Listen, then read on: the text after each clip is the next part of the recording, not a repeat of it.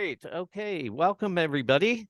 Hope everybody had a joyful Thanksgiving or whatever celebration you happen to do.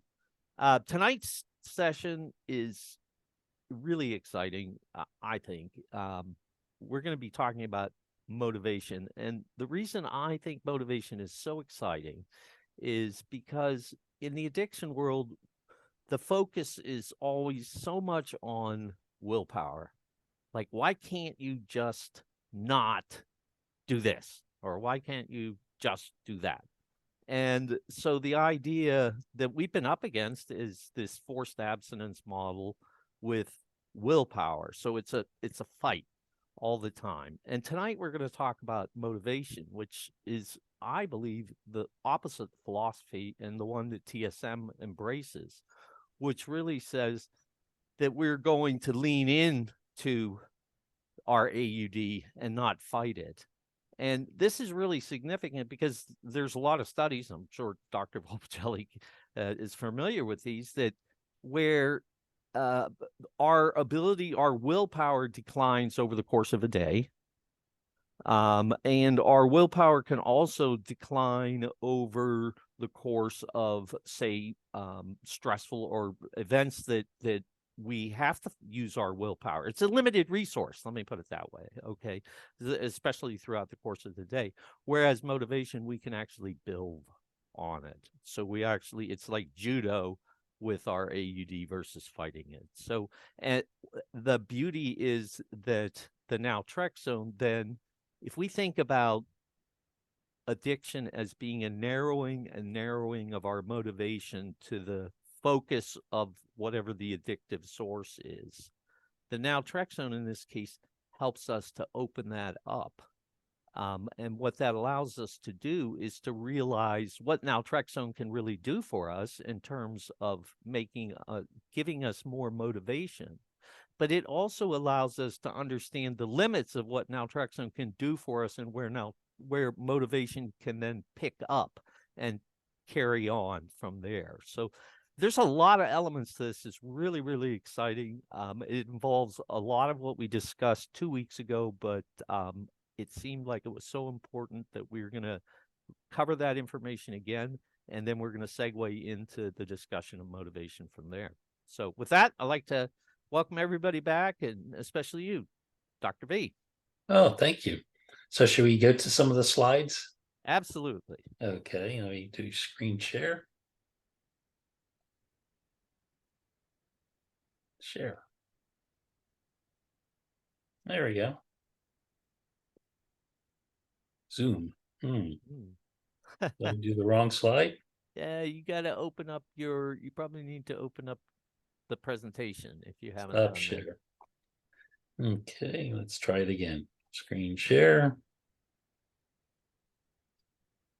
Where are we? Here we go. Screen 2. Share. Got it? There we go. Excellent. Yeah, so again, I just sort of want to reinforce for tonight, like every session that we have, that the purpose of the meetup is to not just present facts to you, but to help share some of the tools to understand addiction in a different way. And hopefully, as we understand the tools, we'll be able to learn new strategies to get unaddicted, if you will. And we can sort of challenge some of the pre-existing notions of what causes addictions and how to treat it. And in the process, as you learn the tools, you develop a sense of agency that you're in control of your recovery. And what I'm hoping as a result of all this is that not only will it be useful for you in your recovery, but it's something that you can help teach other people to help them in their recovery. And as I say, it's learn it, do it, teach it.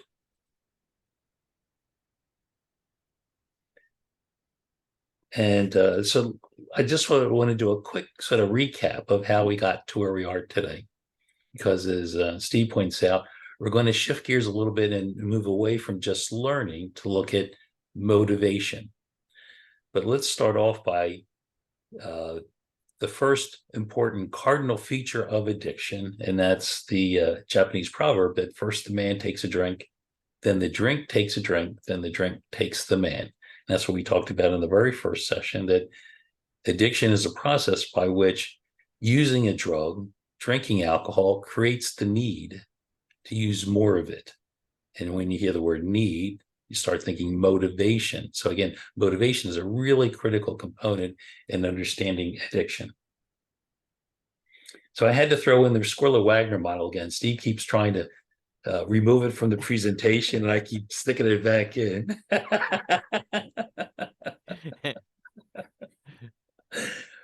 But this is just sort of to remind us that what learning is essentially is the amount of attention you're paying to something and how surprising it is.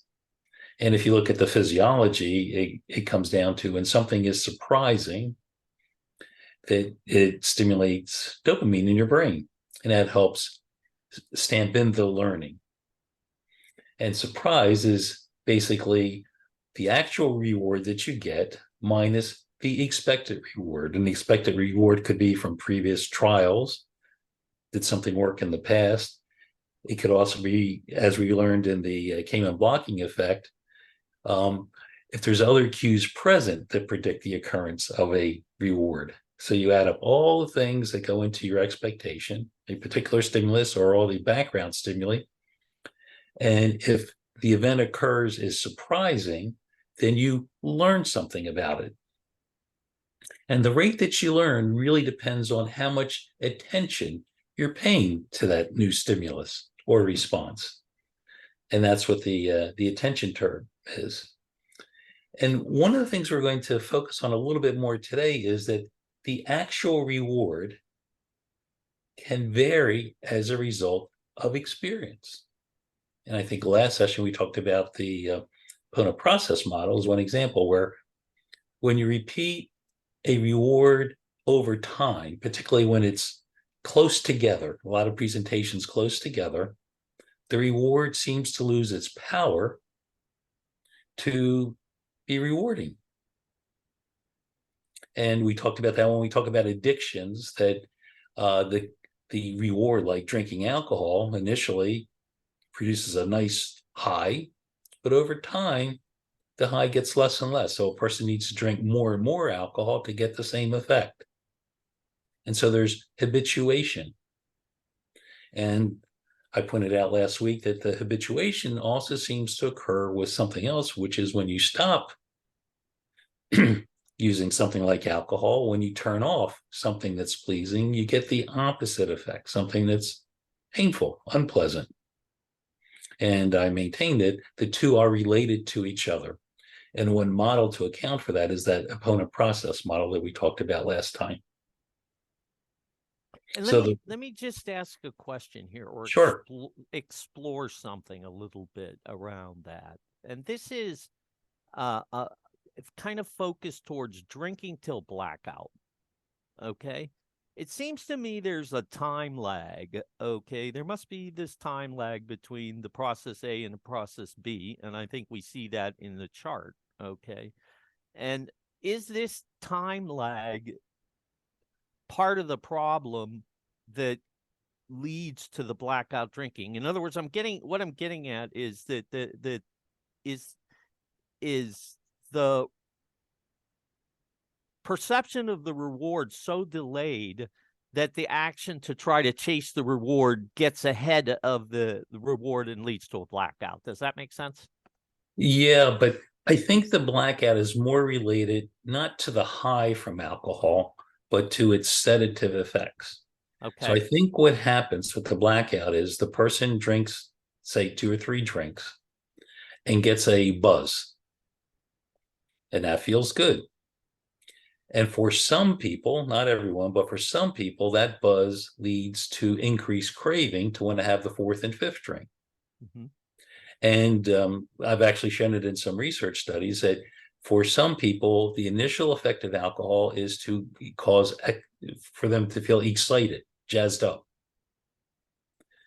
But what happens over time is alcohol has another process besides its effect on endorphins and dopamine. Alcohol is a sedative. And that takes a while to kick in. So while someone then begins to chase the high, by drinking more and more, eventually the sedative effects of the alcohol begin to take over. And before the person knows it, the excitement phase fades out quickly, but the sedative effects hang in there much longer. And so the person then blacks out. So anyone could experience a blackout by drinking enough alcohol. Only some people experience the high or the euphoria from alcohol. So two different underlying physiologic processes are involved in the blackout effect and the effect in terms of producing the high in euphoria. Hopefully that makes some sense. Well, I think so, except that here's the thing. Okay, I think we actually said the same thing to some extent. But what I want to make sure is that when we talk, it seems like this is anecdotally. I don't have Yes. scientific data to back this up. That binge drinkers drink towards the compulsive, jazzed up side and tend to end up in a blackout situation. I know that's it's a generalization, but it's a pattern I've seen a lot. Yes. Okay.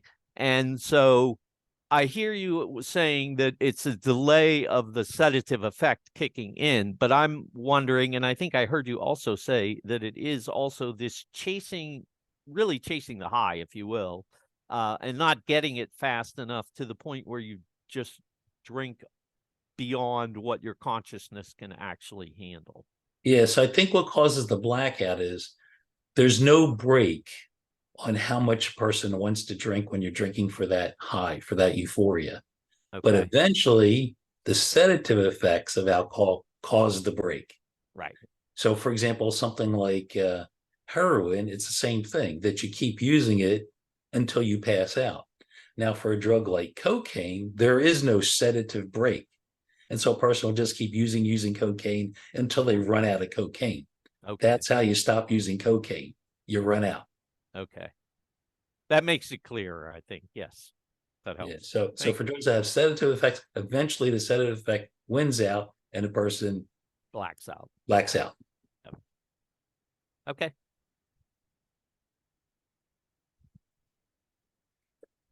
And so another thing that we talked about was that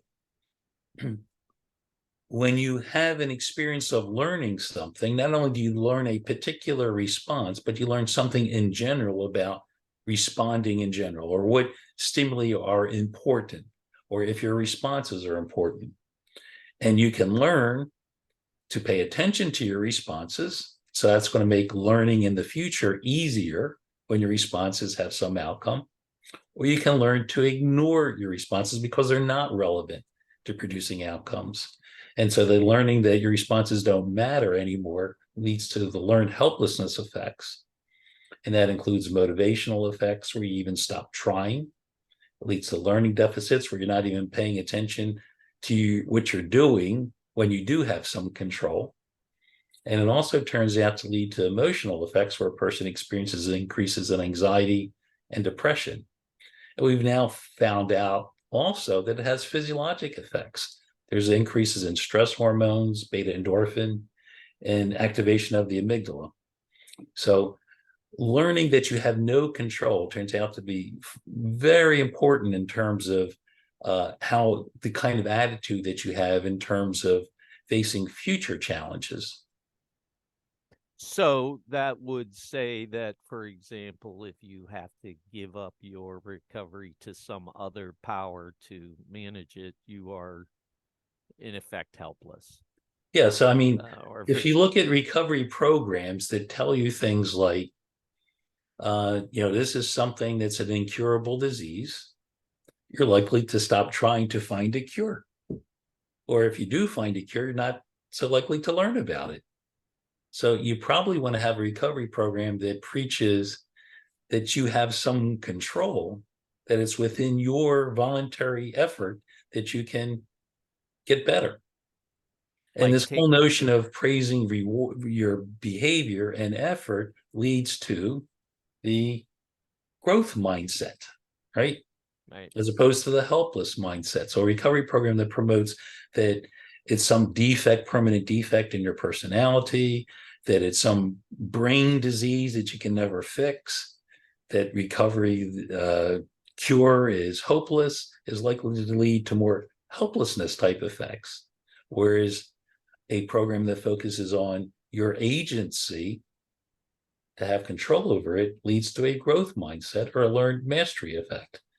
And so when you do discover something that works, you're more likely to learn it. You're more likely to persist in the face of challenges and failures. And for people in recovery, successes and failures happen often. And what are you going to do about it? Are you going to go back to step one? Are you going to feel shame? Are you going to feel terrible? Are you going to give up or learn something from that experience and try something else and try some things and see what else works? And the whole idea of looking at, quote, failure is just a surprising result. And surprise is how we learn. It's not something to be avoided. You don't always want to be perfect at something. What's the fun in that? But to be surprised, to be curious. So again, a program that focuses on belief that you have control over the outcome, not some fixed character defect, I think promotes a more sustained recovery. Yeah, I mean, just to elaborate on that or to add to that, so the opposite of a growth mindset is a fixed mindset. Okay. Mm-hmm. So here's what I would say. For me, a fixed mindset equates to willpower. A growth mindset, it equates to motivation. Okay. Yeah, a growth mindset is definitely geared toward increasing motivation. Right.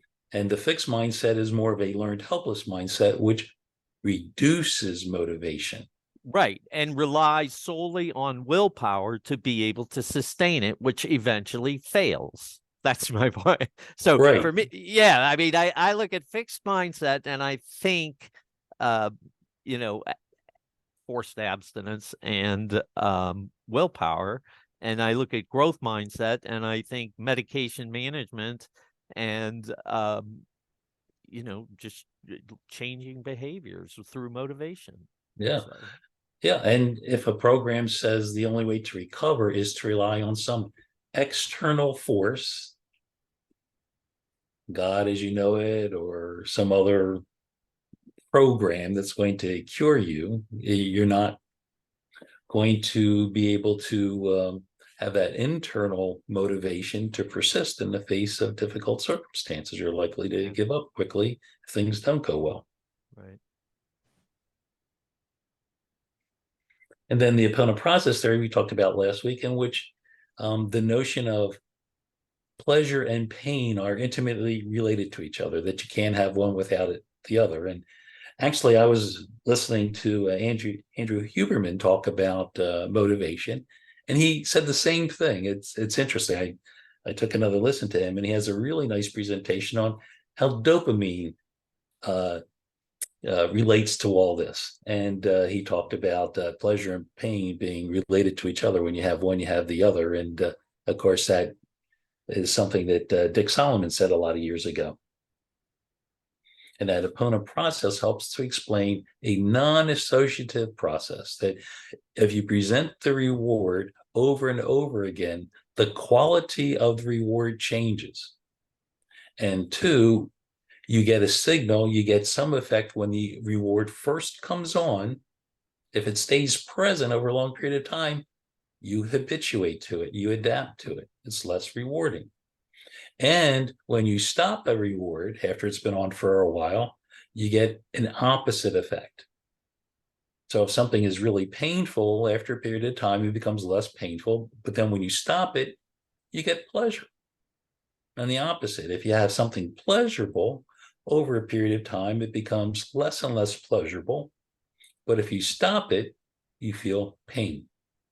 So now let me just to make sure that this is clear. What we really are talking about here is a bodily response, okay, in the form of process B as a reaction to process A.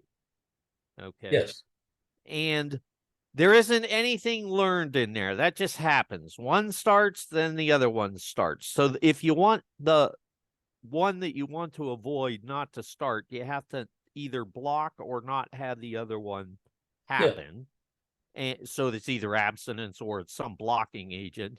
But even when you do that, there's no change in learning at the end of the day. That, you can't, exactly. you would.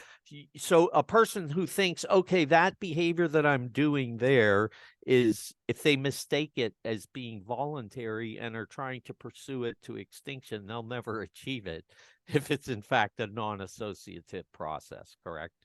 Right. So think of it this way, that if it's that pain that increases your motivation to redose on a drug, and you block the initial process, the A process, you're never going to have the B process, because the B process is triggered by the A process, right?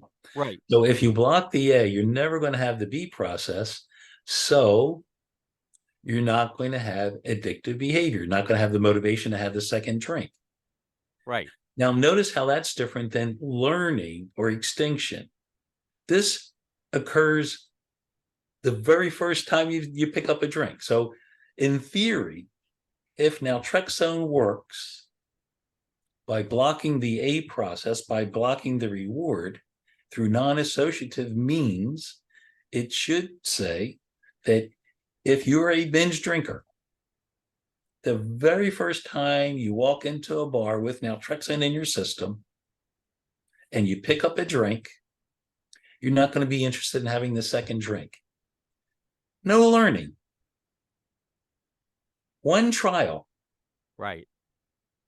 as opposed to a different model, which says, well, the first time you'll go in there and have 5 drinks after naltrexone, and then you'll learn you don't get the same buzz that you normally get. So the next time you go in there, and now the associative strength of drinking in the bar is going to be less. So you might only have 4 drinks, 3 drinks, 2 drinks, and then eventually extinguish. That's going to take many trials to get to the point where you have control over your drinking, where you can moderate your drinking. So there's 2 different mechanisms. One should occur immediately. The other one needs several trials for the person to learn it. Yeah. And I think that's a distinction we're going to have to keep coming back to, because that gets lost. It's really easy to misunderstand it. So I'm going to restate it again and see if I've got it. Okay. So if we're talking about TSM in a conventional sense, and we would say that we block A.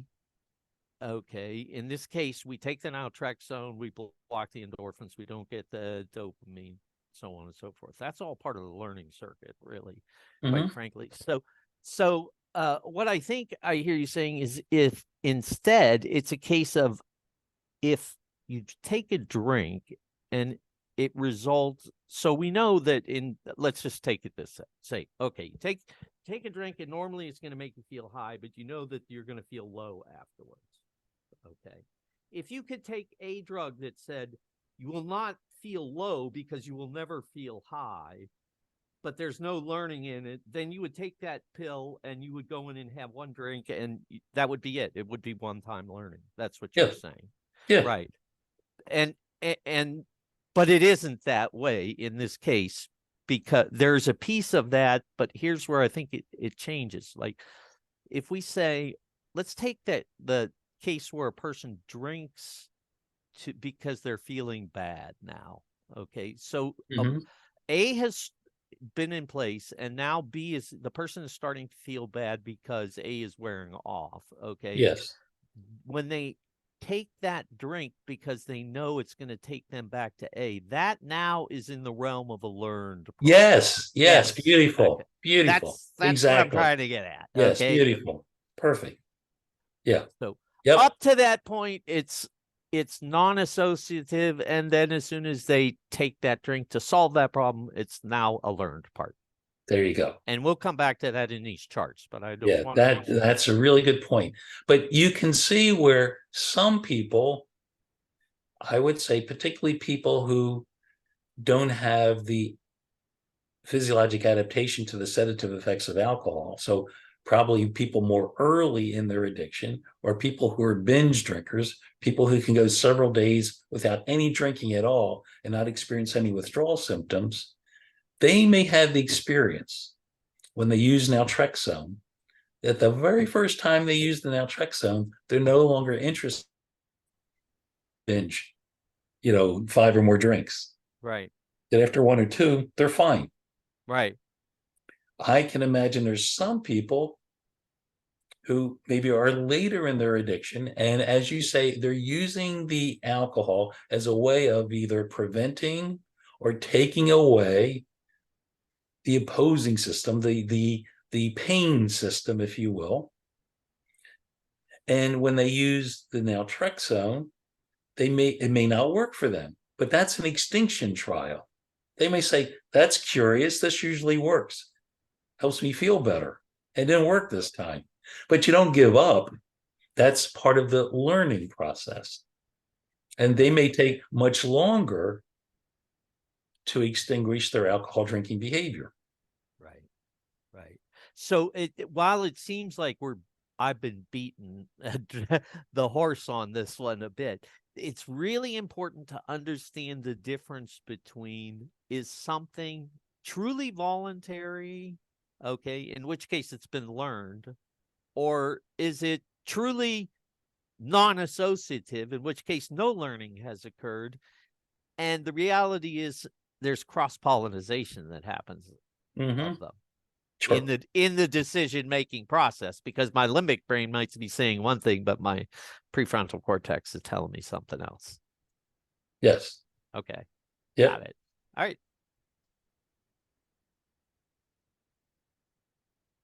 And we talked about this last time as well. Again, very important point that when you look at a drug like alcohol, it has 2 distinct pharmacologic effects.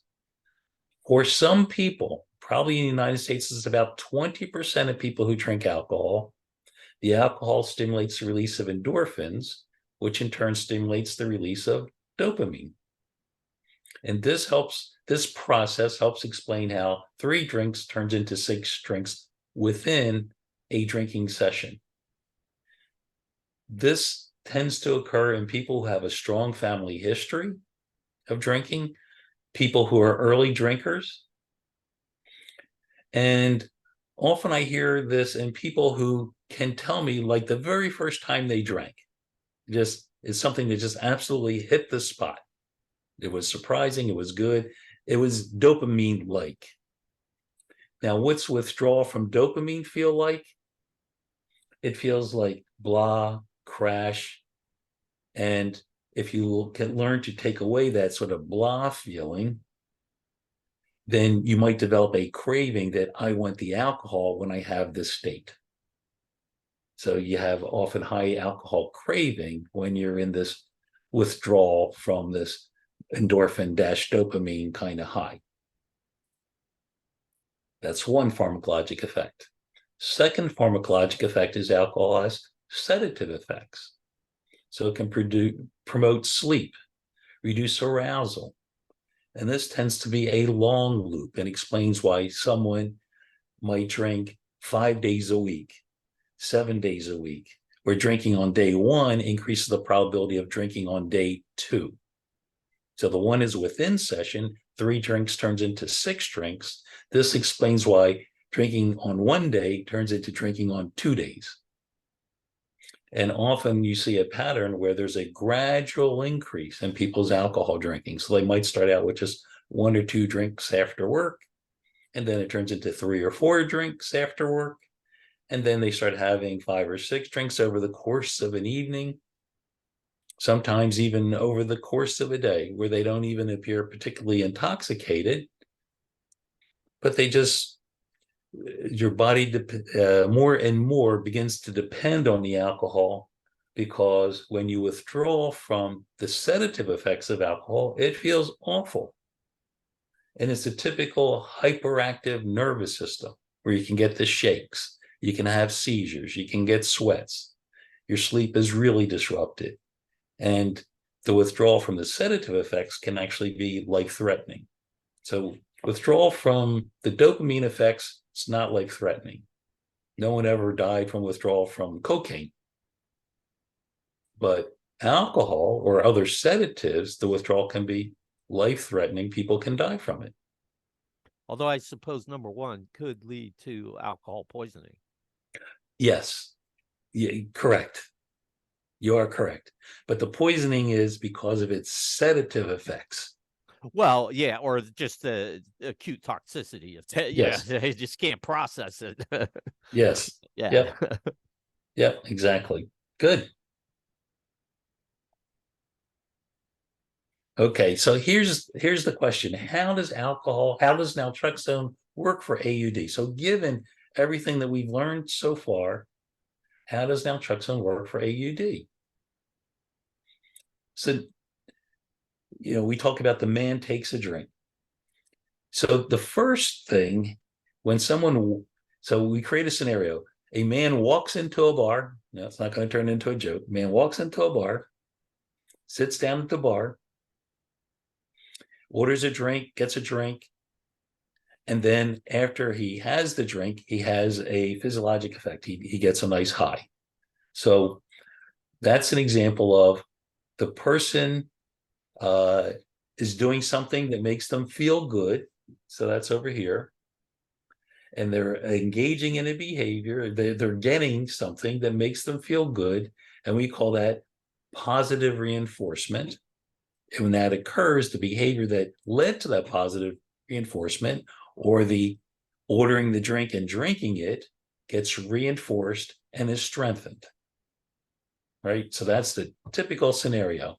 And you see that for alcohol drinking. You see it if a rat is hungry, presses a lever and gets a food pellet. That's all positive reinforcement.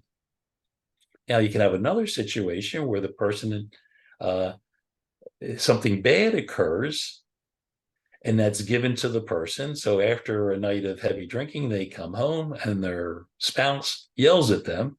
So that's something bad is presented to them, is given to them. That's an example of punishment. And theoretically, that weakens the behavior. Not as well as the positive reinforcement strengthening the behavior, which is why people still go out and drink, even though they get punished later. But theoretically, that should reduce the probability of the behavior. But you can also take something away. So a person walks into a bar, orders a drink, and now they get the drink, but they don't get the positive effects. That would be an example of extinction. And that's how TSM works. The Sinclair method works. That's the mechanism for how naltrexone is supposed to work.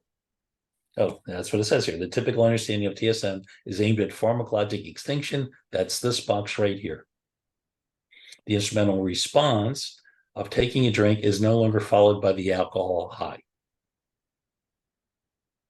Now, you can have another mechanism here, which is this box over here, where something bad is now taken away. And that's also reinforcing. That strengthens the behavior. So if you're feeling awful and withdrawal, for example, and you take something like alcohol and it takes away the withdrawal, that's an example of negative reinforcement. So someone, Hey, Joe, just to, sorry to interrupt you, but you will find that in about 2 slides. Got it. Okay. Oh, I'm sorry. Yeah, you'll get there. We'll get there. All right. All right. Oh, I wanted to talk about how does naltrexone work for AUD? Second mechanism, Okay. because we got 3 of them. But a second mechanism is that we talked about how it can reduce the probability of an instrumental response, a voluntary response, which is ordering a drink and drinking it. That's a voluntary response. But walking into a bar, over time, the bar becomes associated with alcohol and the alcohol high. So the bar itself becomes a conditioned stimulus for the person. And this is very important because I don't know what people's experience is here, but a lot of times if you're walking into a bar and anticipating a drinking episode, you have a conditioned response of joyful anticipation. The CS, walking into a bar, is paired with something good, getting some alcohol and getting the high from it. Just walking into the bar, you have joyful anticipation, excitement.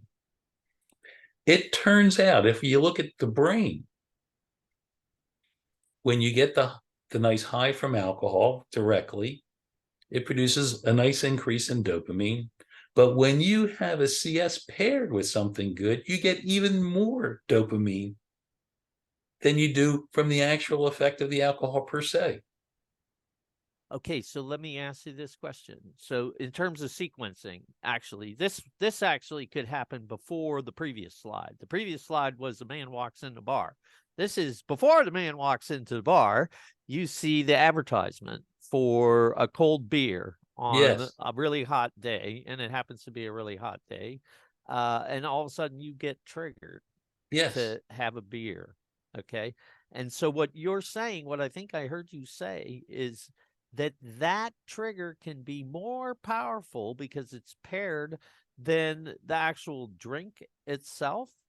It is, well, what I said was that there's an increase in dopamine. Now, Yeah. let's not equate dopamine per se with pleasure, No, no, no, no. but I'm talking about in dopamine, terms of motivation. in terms of motivation, dopamine is the motivating neurotransmitter.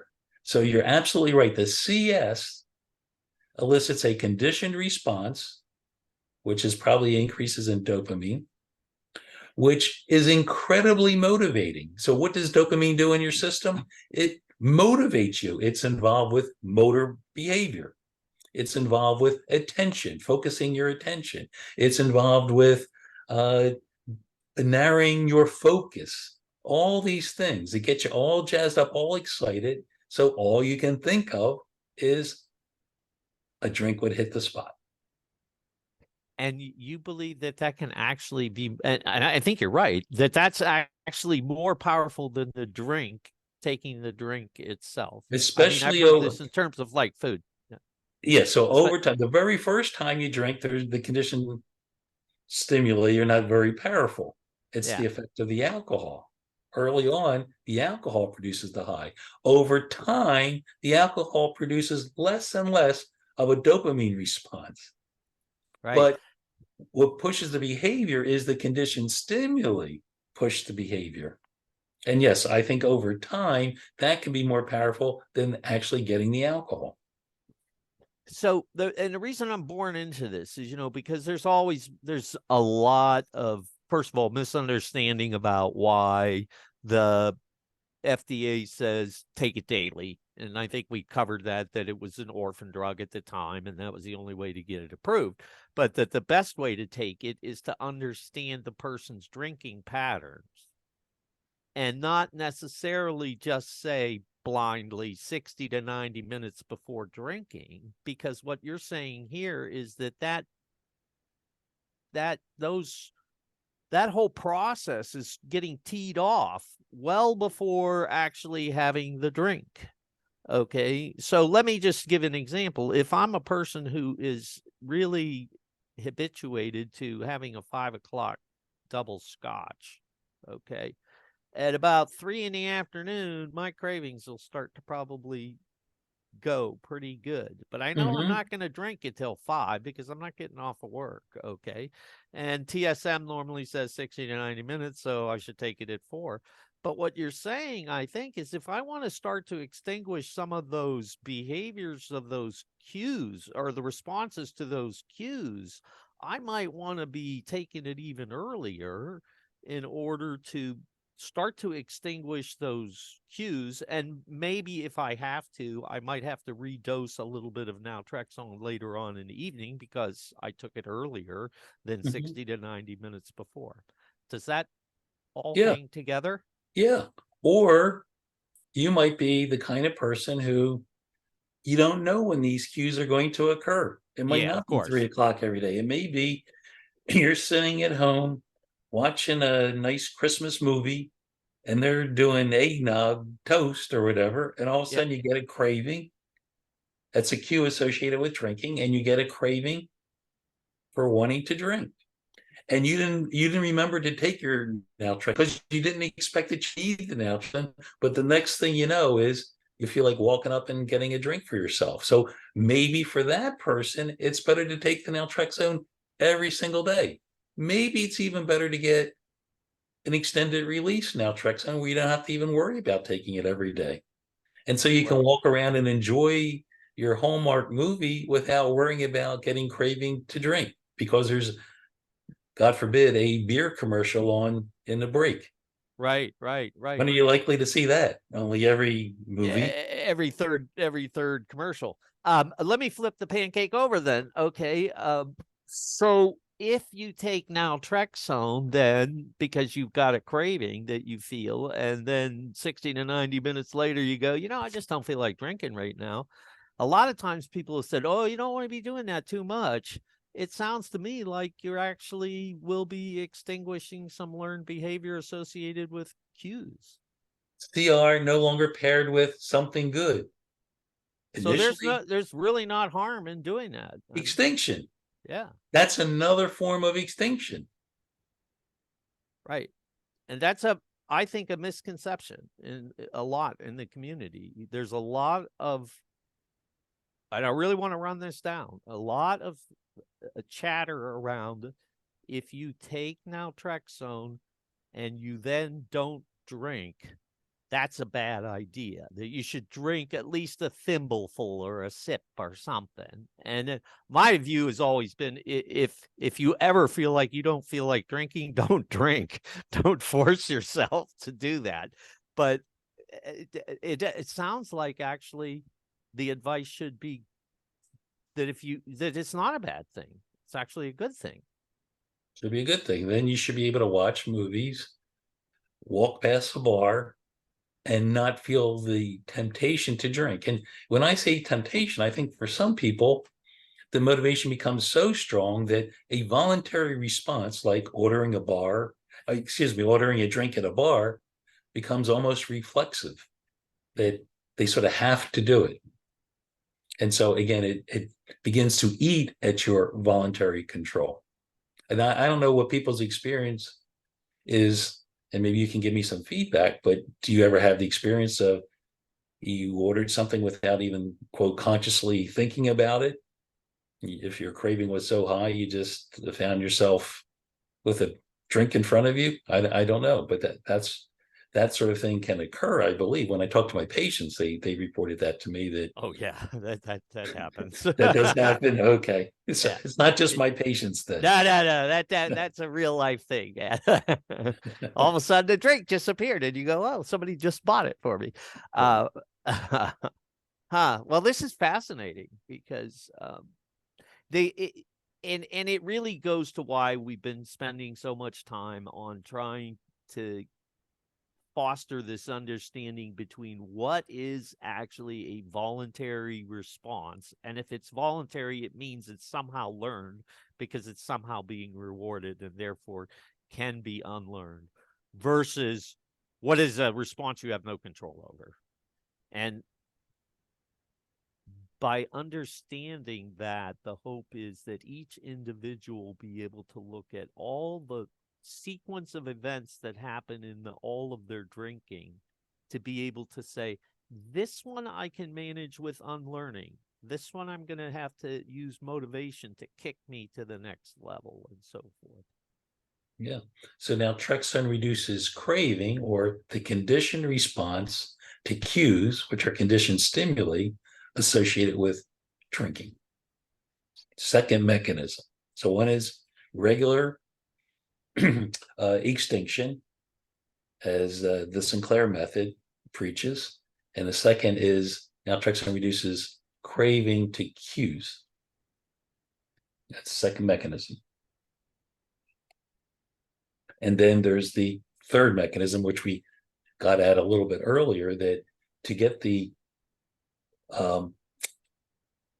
B process, if you will, the withdrawal, the pain that occurs following the termination of something good.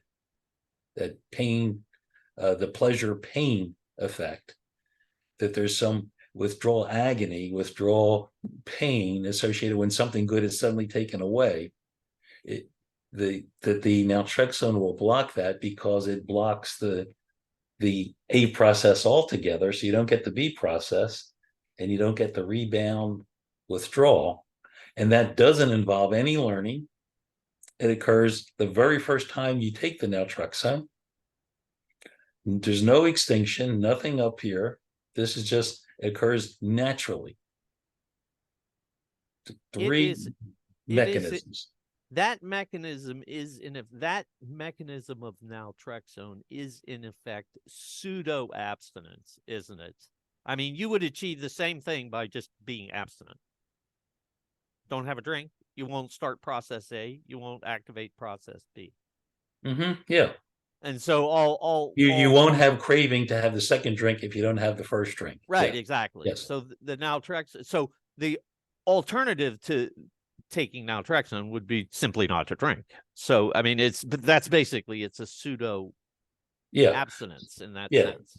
So what this says is, if we take it out in its implication, and this is risky room to say this. Well, maybe this room is not a risky room, but it's risky for me to say this to people who have AUD.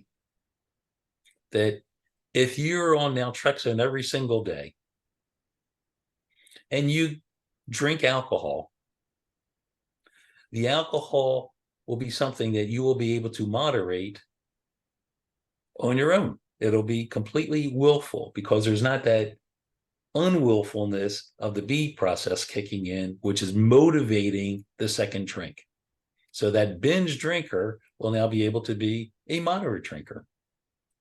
It cures the basic underlying process involved in addiction for alcohol.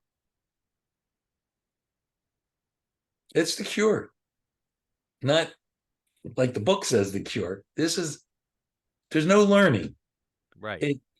I've heard of turning water into wine, but this turns wine into water. Right. But because there's no learning, it's not permanent. You have to be on the naltrexone.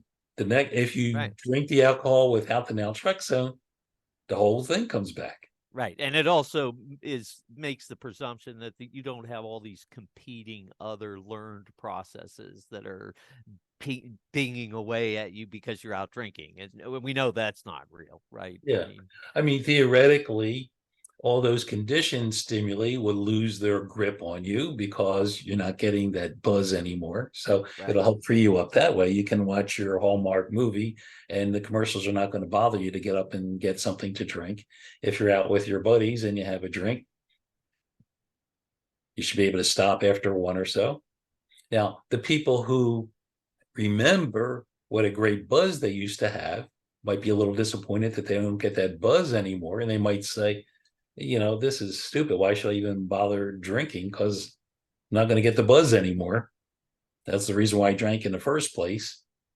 And so some people decide that they don't even want to drink. What's the use? And then alternatively, some people decide, maybe I'll just experiment with compliance a little bit. And some people say, you know what? I don't believe one simple pill is going to cure my addiction. I must have control over it again.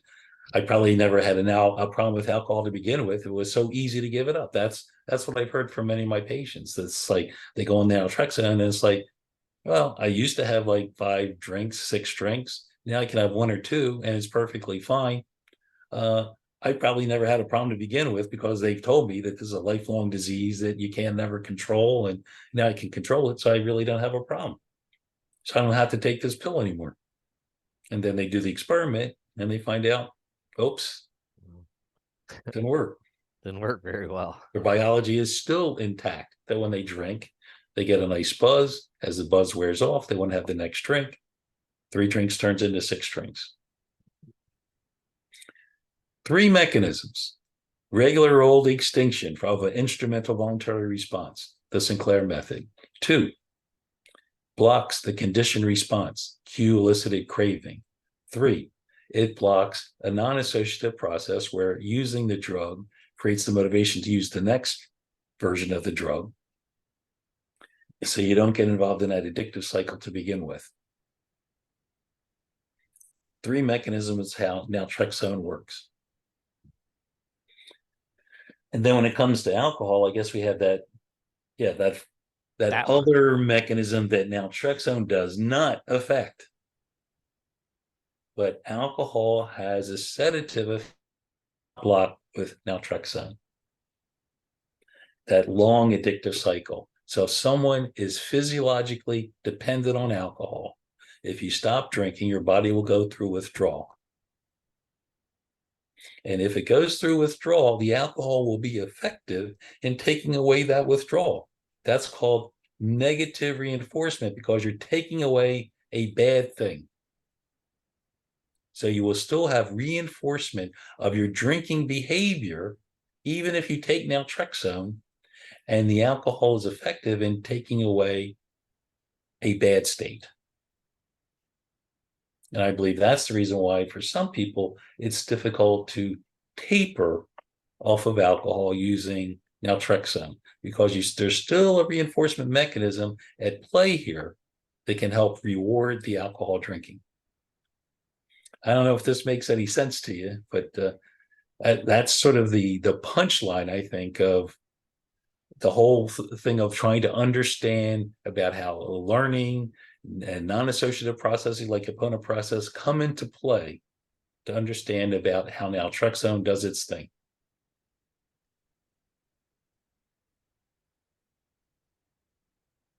So basically, here, what the real takeaway here is that even though somebody thinks they're on a path, maybe thinks that they're on a path to extinction, in one sense they may be, but if they're in fact still getting a reward because of the withdrawal, the concealment of withdrawal symptoms, okay, they're able to ward that off, then they're getting negative reinforcement. Okay. And that at very minimum is going to make the whole process longer. Yes. And yeah, so if a person could thread that needle where they gradually reduce their drinking without having significant withdrawal symptoms, then they're not going to get very much reward from drinking the alcohol because of negative reinforcement.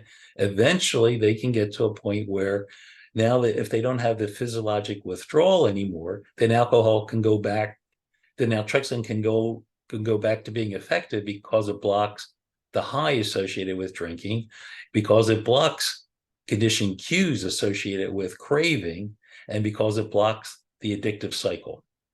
Those 3 mechanisms. Yeah. And I would have to say that if you take naltrexone and you're trying to use alcohol to taper, it's going to be much easier to do it if you take naltrexone than if you don't take naltrexone, because you may need 3.5 drinks to block the withdrawal. And if you have naltrexone, you stop at 3.5 drinks. If you don't have the naltrexone, the 3.5 drinks, which is all you need to block the withdrawal, turns into 6 or 7 because of that short loop, right? Right. So right. that's why it's virtually impossible for someone to taper themselves off of alcohol drinking who gets an effect where the one drink creates the need for the second drink. Yeah. Unless you have naltrexone. But as you said, okay, so in the ideal situation, really, it sounds like if you can, you want to go through some period of time of detox, and maybe even some period of time, at least so you can get the physiological withdrawal to a minimum so that you're not rewarding it with drinking still. Yeah. I guess that's my point. I think, it's do people like ripping a Band-Aid off all at once or ripping it off slowly? Right. Well, I mean, obviously it depends too on the severity Yeah. of the cut underneath the Band-Aid. Yes. Or for me, how many hairs are Right.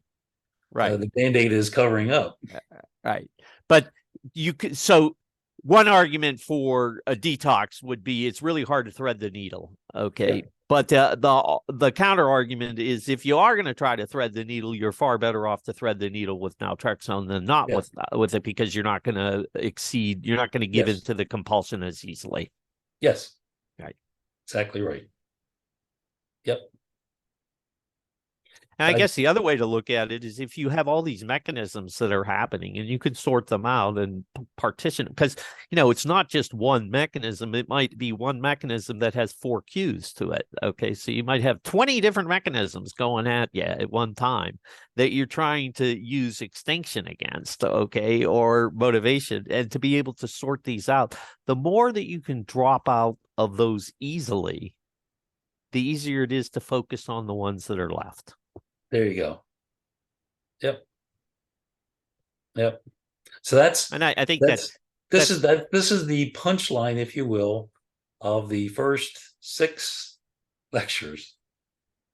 Now, I see this already 9 o'clock, and I wanted to that we can introduce the concept of the next couple of, I think we're down to like 1 or 2 more sessions. I don't know. I guess we won't get through everything, but the next thing that I want to mention is, having done research in all this, I found in talking with patients, I could explain this to them very nicely and all that. And for many patients, it worked beautifully, the naltrexone. But for some of my patients, what I found was that on Monday, when they came in to see me, they were 100% on board with using the naltrexone, either in a targeted way or every day. And then when I would see them the next week, they would say, Doc, on Friday, I decided I was going to skip my naltrexone because I knew I was going to be going out that night and I wanted to get the high. And I feel really terrible about it. And initially, I was saying to myself, why are they so stupid? Why are they making that kind of decision? And then I remembered that the misbehavior of organisms and all that sort of thing. And I said, you know what? I need to go back and try to understand people's motivation. Why are people compliant or not compliant? And so I'm just going to introduce it now. But so in 1997, I actually published a paper. I don't know if I have it on here, here it is, where I looked at naltrexone and alcohol dependence, the role of subject compliance.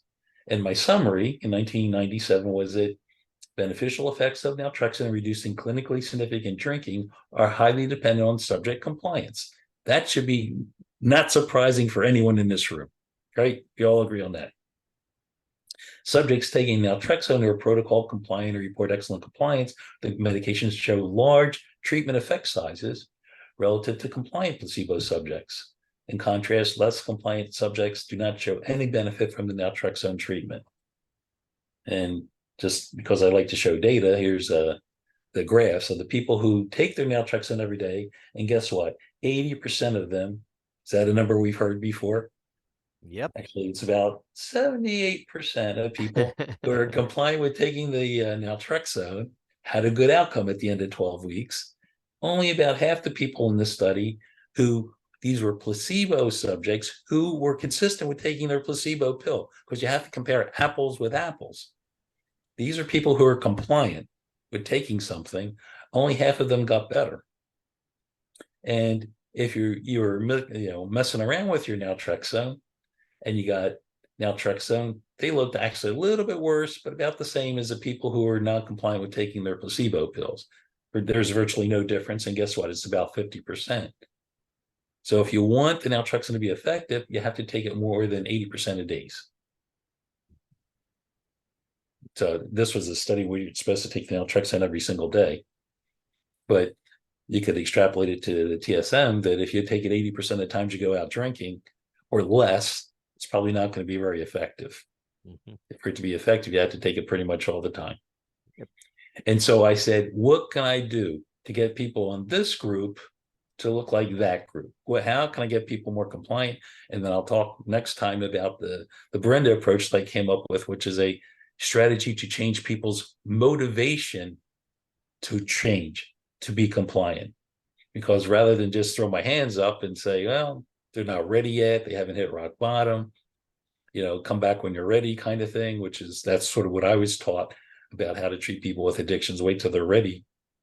I said, no, what can I do to get people ready? What can I do to improve their compliance? And I'll tell you about my experience with that next time. Should we stop? I see there's a bunch of questions, and I think people are getting frustrated that we're not addressing their questions. Well, I don't think there's a bunch of questions. I have actually been monitoring. It's more just a bunch of comments. Comments. Okay. Yeah, that's really what I haven't seen a okay. whole lot of questions here. It's mostly agreements and stuff like that. Okay. But there was okay. I haven't looked at it. Yeah, but there was the one point that I think we covered, but we can go back to it, which was this issue that's at odds with what Sinclair was saying, which would I don't know that maybe Sinclair said it so much as Roy Escapa says it in his book, but this notion that you shouldn't drink that you should drink if you've taken naltrexone, or you shouldn't not drink and take naltrexone frequently. And I've always wondered about that myself, because it's like, well, if that were the case, why would you have a long-lasting shot? Okay, so clearly there are instances where it makes sense, and there are probably instances where it doesn't. I mean, I think that we've concluded that. But generally speaking, would you say that there's no danger if a person has taken their naltrexone and then decides they just don't feel like drinking? Yeah, I would say that there's nothing wrong with doing that. That should not have any terrible effects. Now, having said that, there are some people who believe that if you take naltrexone, it's going to block the high from other activities. And I have to say, whenever I've done studies to look at that, I have not found evidence to support that. Now, I know there are many people out there that will report that, oh no, doc, whenever I take the naltrexone, I don't enjoy sex anymore, or I don't enjoy social interactions, or I don't enjoy jogging anymore. And what I have found in my research is that the only thing it blocks is, I think I've mentioned it before, things that involve pain. So like people who do ultramarathon running, people who have incredibly hot, spicy foods, people who do cutting behaviors, self-injurious behaviors, that seems to block those sorts of things, but not the natural rewards of going out and being with loved ones, and doesn't have much to do with intimacy, things like that. It doesn't really affect it. Now, when I say this, I always like to compare, again, apples with apples. And so I usually like to look at data in placebo-controlled trials. So half the people take a placebo, half the people take naltrexone, and I compare the differences between the two. And I find the incidence of side effects is just as high in the placebo group as it is in the naltrexone group. So either the expectation that it's going to cause that side effect is what causes the side effect, not the pill itself. Or when people are giving up alcohol, the giving up the alcohol has important effects that often get associated with naltrexone. Having said that, there is a side effect that I believe is 100% real, that the alcohol can produce nausea. And if you look at it, nausea is one of those symptoms associated with opiate withdrawal. So I can imagine that for some people, their endogenous opioids might be really floating around at baseline high. And if you take the naltrexone, it's like someone who's been using heroin for a while. If you give them naltrexone, it can precipitate a bad withdrawal. But if naltrexone can precipitate a withdrawal from your own endogenous opiate system, particularly for people who have high levels of endogenous opioids just floating around in the system. But that's not the same as that the naltrexone blocks the high from natural rewards. Just haven't seen that. One, I would say, adjective that is used probably the most to describe the first experience of drinking on now that I've heard is the word weird. Okay. And I think weird, it has many connotations, but it seems to be confusion, maybe a spaciness, a dizziness, something like that. And I'm wondering if that's really is that a biological phenomenon, or is that in fact confusion in the mind trying to figure out what the hell is going on here? Maybe it's surprise. maybe it's surprise. Yeah. You Okay. expected something, you didn't get it. Your brain is saying, what the heck happened? That very well could be it. This makes no sense. Yeah. I'm disoriented. I walked into the room and I was expecting the chair over here, and then the chair's over there now. So it can be very disoriented if you're expecting something and it's not there anymore. Okay. So that could very well be a side effect, but a side effect of the process, not necessarily of the pharmacologic effect from the pill. Right. Exactly. Okay. Very interesting. And that may be why, because a lot of times we just say to people, okay, we'll just, titrate up and get used to it. After about a week, it'll go away, kind of thing. And maybe that's exactly what's happening. People just get accustomed to it. They're confused. Okay. The like you said, the chairs used to be over here. Now it's over there. But now after they do that a few times, they're used to it. Yeah. They're used to not getting the reward. Yes. More used to it anyway. Yes. And then it's like, oh, I'm not expecting to get the high anymore. Yeah. Fascinating. We actually got a couple of questions here that are coming up. So at this point, do you want to turn off the camera so people can? Well, all the cameras are off right now. Okay. It's a question. Randy had a question there, and I would invite Randy, if he wants to ask the question personally, he can unmute himself or herself. I don't. It's Randi, so I don't know. Go ahead, Randy, if you like, or I'll read your question if you prefer. If I don't hear from you, I'll just read it. Got it. I'm good with it. Okay. Hi. Thanks for this is interesting, very interesting. So I am 3 months in, and my question is, I'm coming down on my drinking, but I'm still getting high. So I don't know when I'm supposed to hit that wall of when my seltzer tastes like water. So there you have it, and that's my question. So all I keep hearing on the chat rooms or whatever is just keep on, stay with it, stay with it, stay with it. So with that, I'm going to mute. Thank you so much for your share. Randy, can I ask you a couple questions, Randy?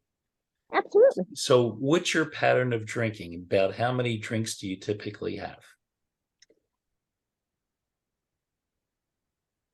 Okay, I come from AA, so either I'm drinking or I'm not. So in a drinking day, a bottle of wine, bottle and a half.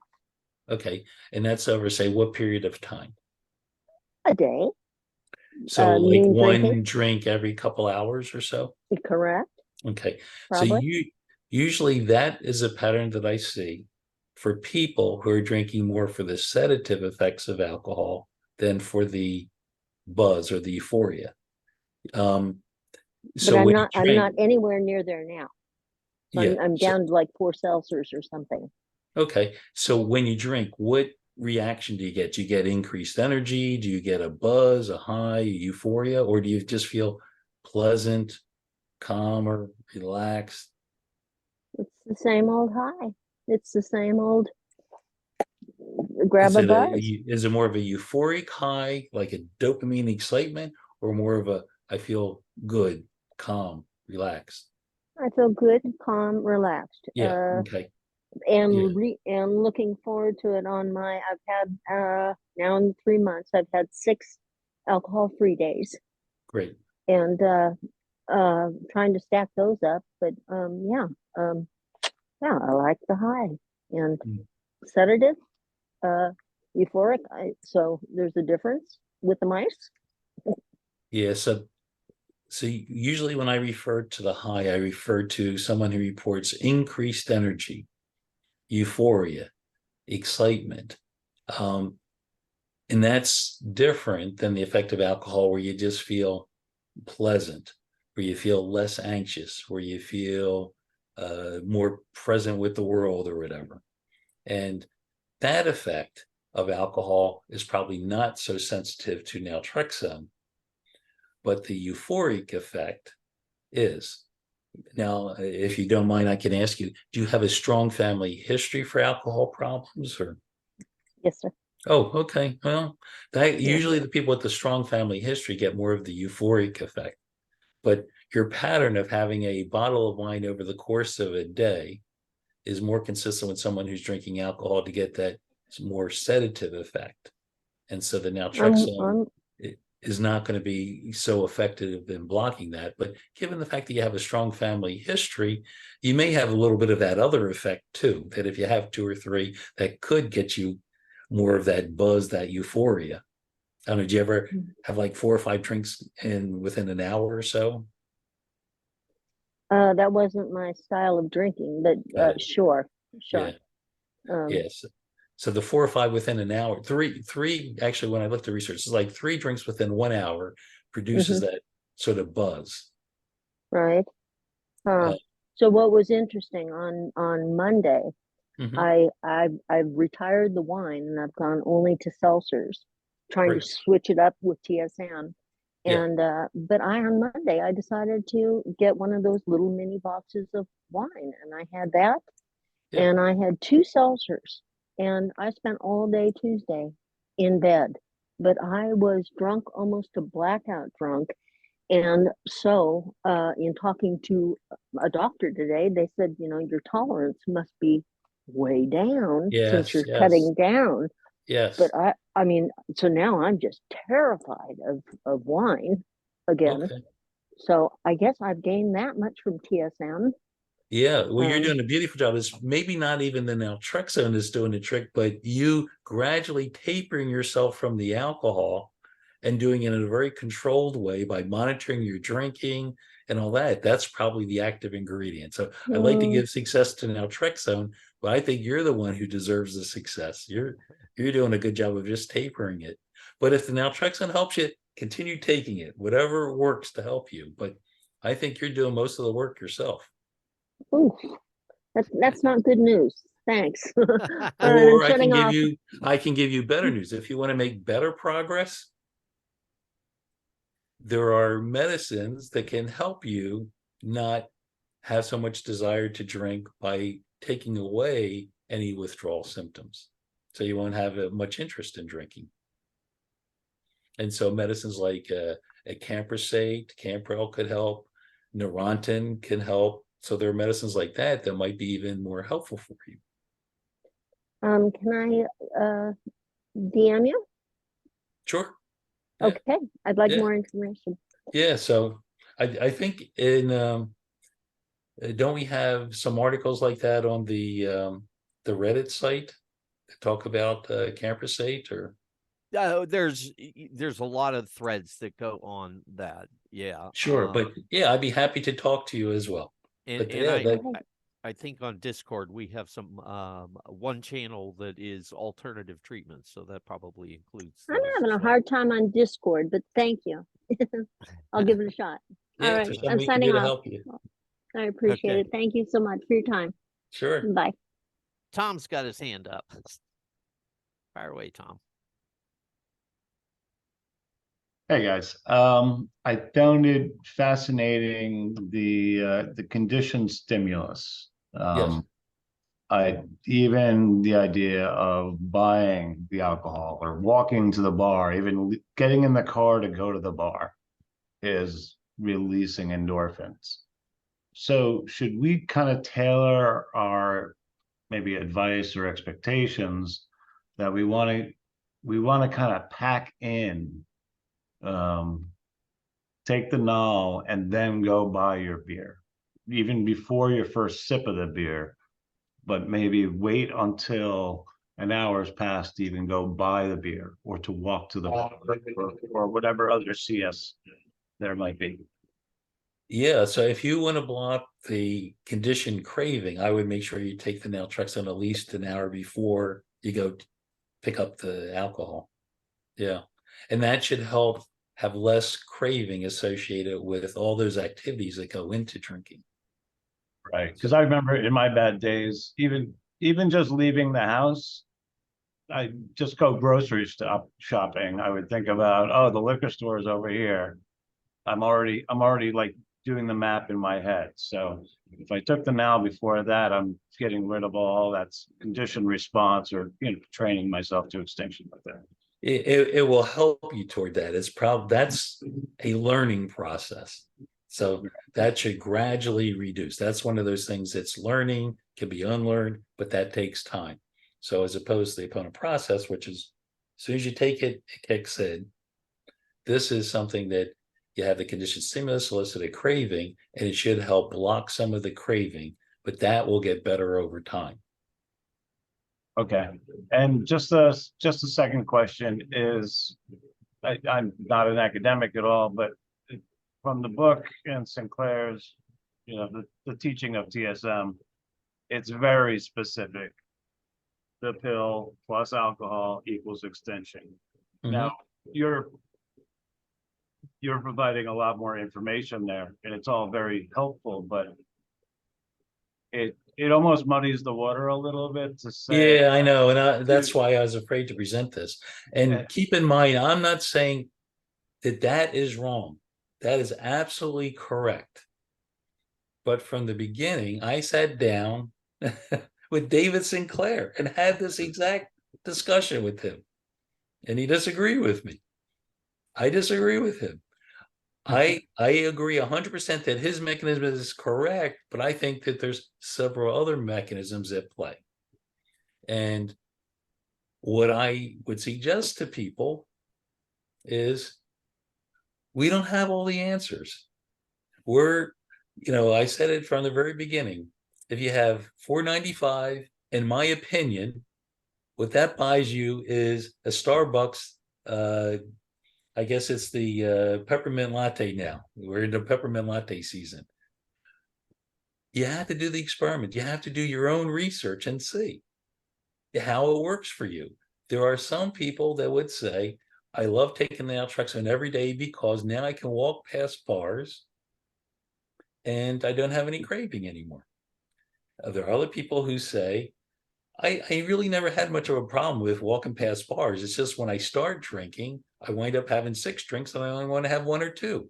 They love targeted naltrexone, and that's how they use it. And I say, fantastic. I'm happy to prescribe it that way. Now, I have other people who say, when I wake up in the morning, I start craving alcohol all day. I've been drinking every day. And I say, then you should take it every day. And so depends on your own particular experience. You can do your own research and see which works best for you. I have some people who say, I'm really good about being motivated on a Monday, but by Friday, my motivation wanes. And despite all the good Brenda that I'm going to talk about next time, they say, I can't deal with this anymore. And I say, well, come in and get a shot on Monday. And then you made the decision on Friday. And they say, thanks, that's what I needed. I don't care about your Brenda. I just need some mechanism so that I can, when I'm motivated, I get the naltrexone in me so that I don't have to have that debate on Friday whether to take the naltrexone or not. So I'm glad I have an extended release version of naltrexone. I'm glad that I have pills. I'm glad to use the pills every day. I'm glad that some people like to use it to prevent them from going to have the first drink. And there's some people who say, no, I just want to be able to moderate my drinking. I don't want to give it up. So I want to use naltrexone in a targeted way.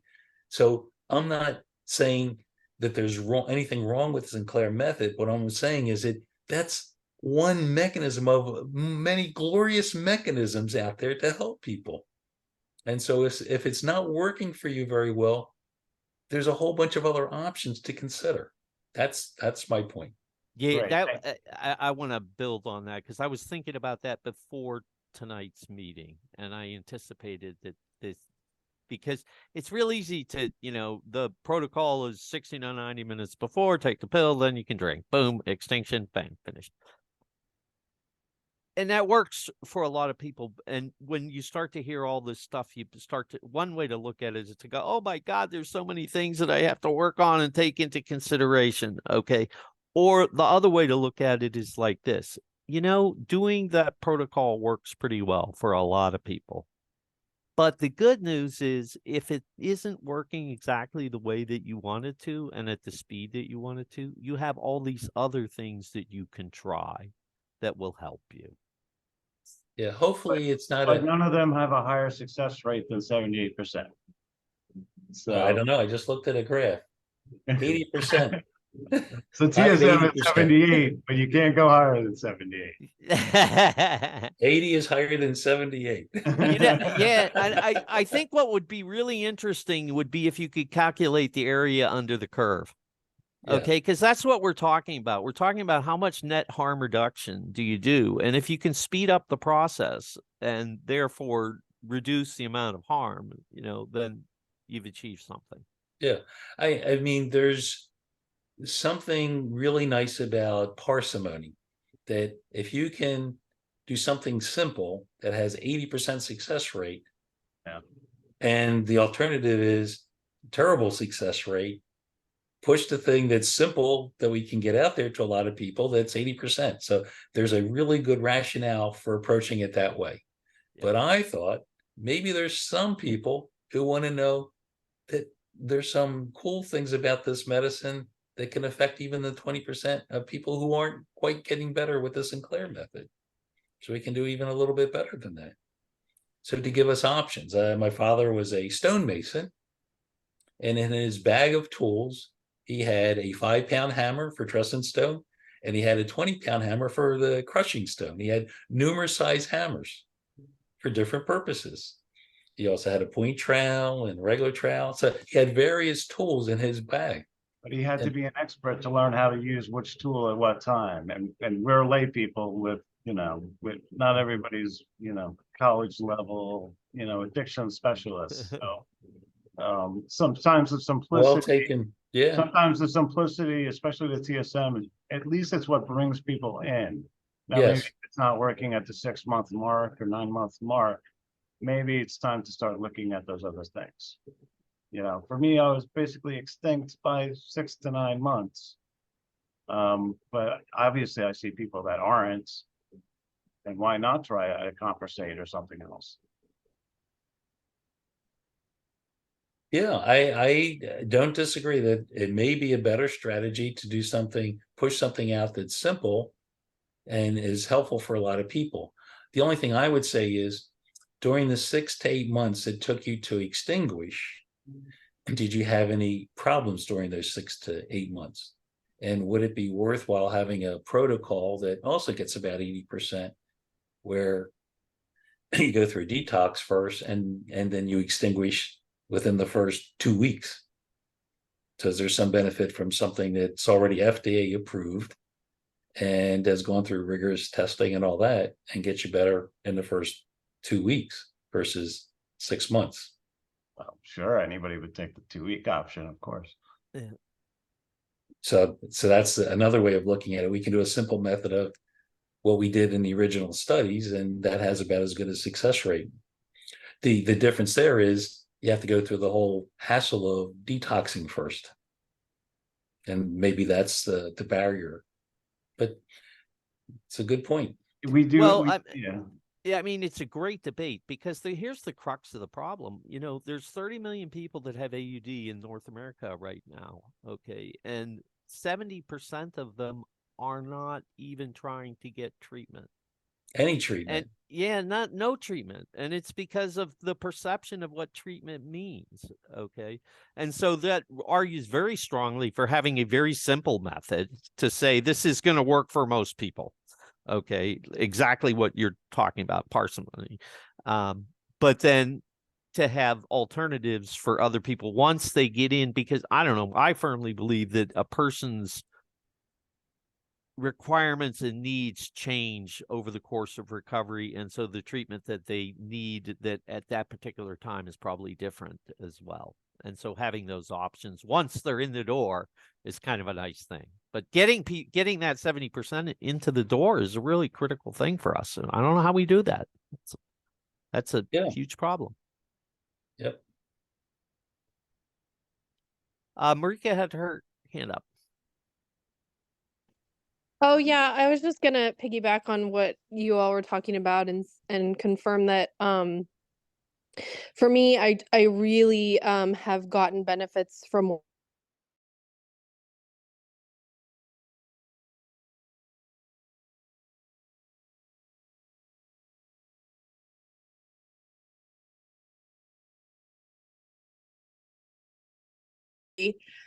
I ironically drank the day after Thanksgiving last week.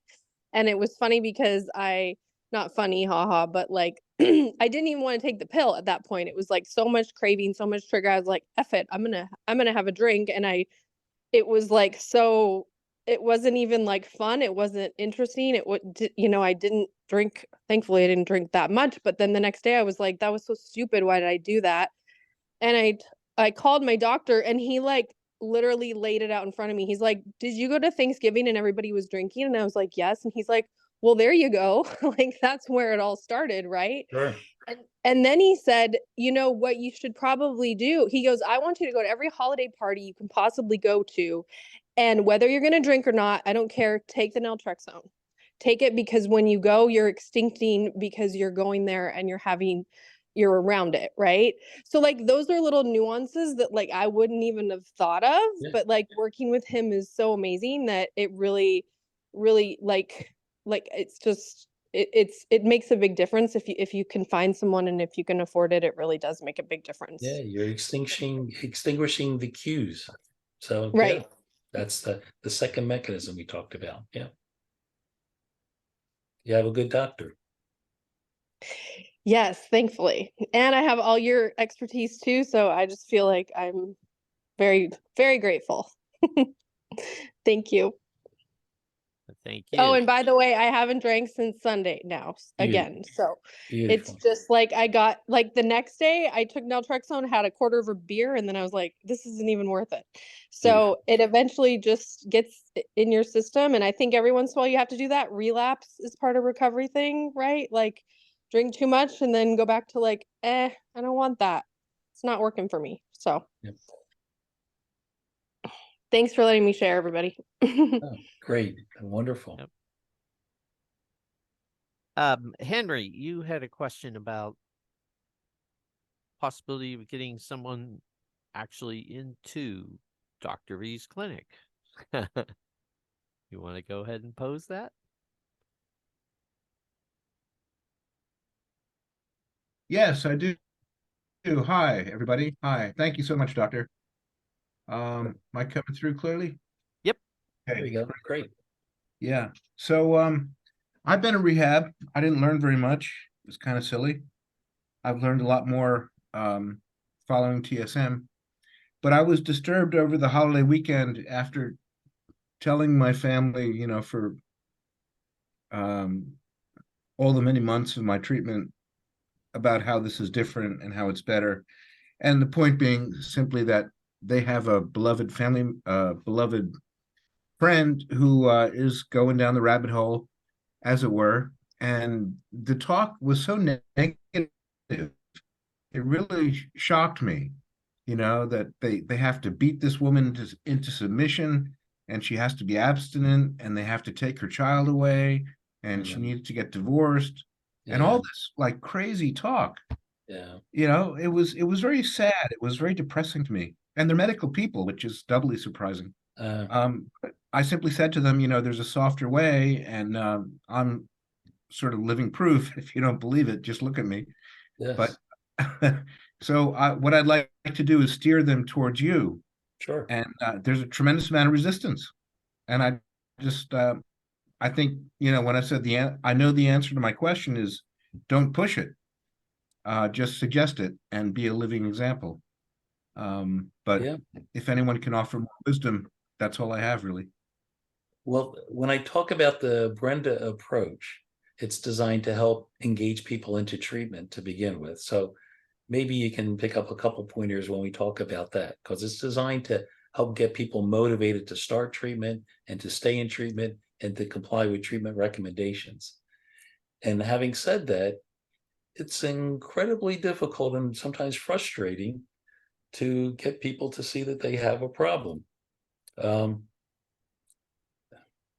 I know sitting around my Thanksgiving table this year, there's one of my family members who I started paying attention to their drinking behavior, and they're drinking a little bit too much.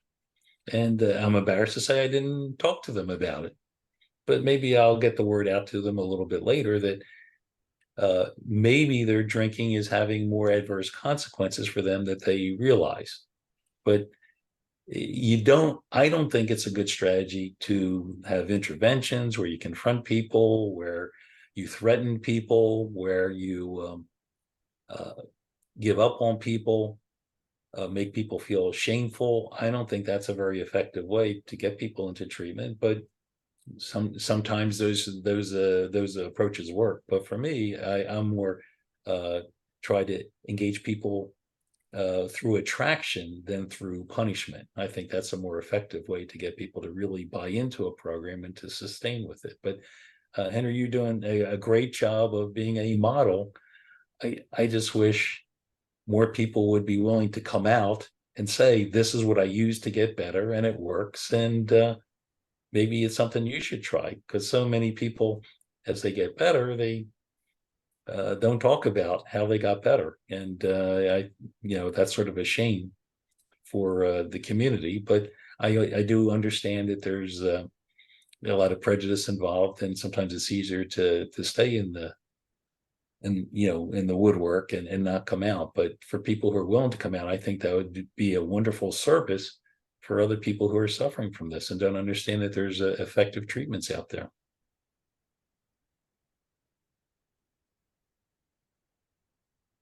Great. I think that covers the questions that were out there. If there's anybody that I missed, please feel free to unmute yourself and ask your question. And if there isn't, then I guess I would say thank you again, Dr. V. I hope that we're able to shed some more light on this. It's a very complex subject, and it's controversial too, as we saw, but hopefully people come away with a better understanding that while it is more complicated, it does offer perhaps some more opportunities and paths, especially for people that aren't getting the success that they'd like to get. There are other things to work on, and I think we're going to hear more about that next week and how we get the motivation to do that. So thank you all. And I will unmute you all, or ask you all to unmute and just thank the good doctor yourselves. So Thanks, Thank you, Dr. Dr. V. Thank you, Thank Dr. V. Thank you, Thank Dr. you. V. Appreciate Thank you. you. Thanks so Good much. night. Thank you for your feedback. Yes, thank you. all right, great. Everybody have a good evening. Thank you. Thank you. You Thanks. too. Thanks, Bye-bye. Dr. V.